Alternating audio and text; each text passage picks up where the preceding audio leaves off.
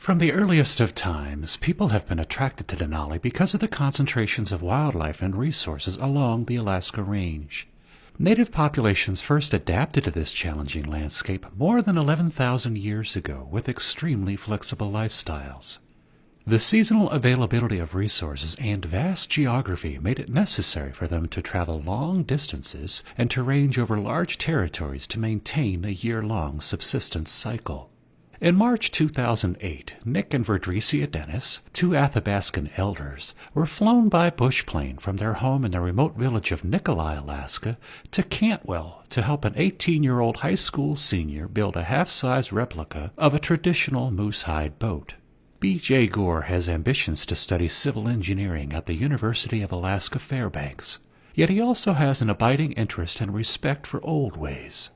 According to tradition, hunters traveled far upstream on foot into moose habitat, then used the fresh hides to build boats to float many hundreds of pounds of meat back home. Most boats were more than 10 feet long, large enough to require the skins of 2 moose. Due to space limitations where it will be displayed eventually, this boat was made about half size, from a single moose hide.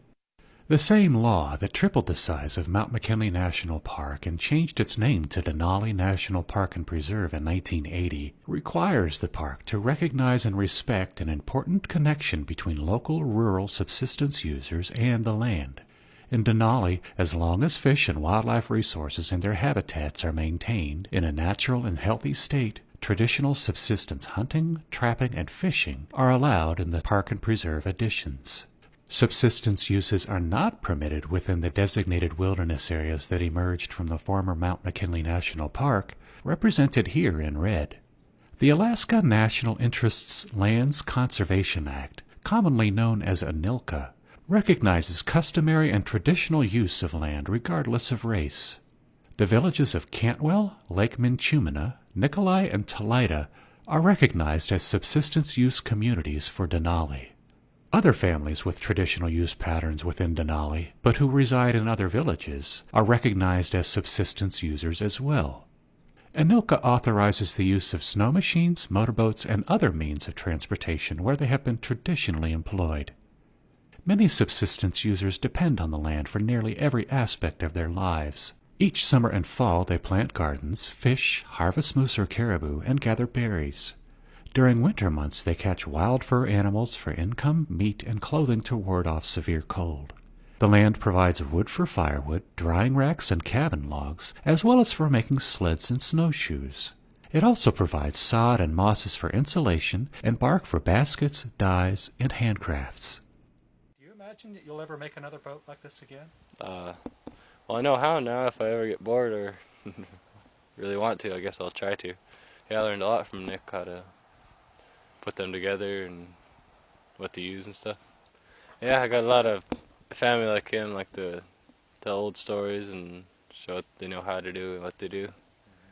I like to learn all the old ways and how they used to do everything for technology and everything. Last time I seen this kind of moose skin boat.